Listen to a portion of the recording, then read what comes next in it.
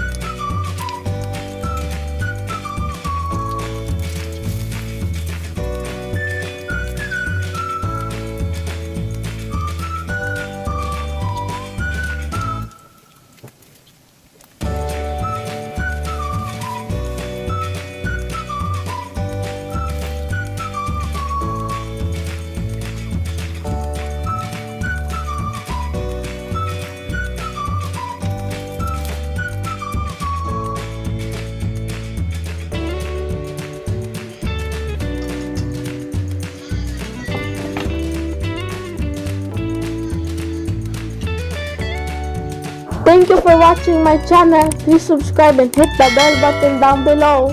See you next time.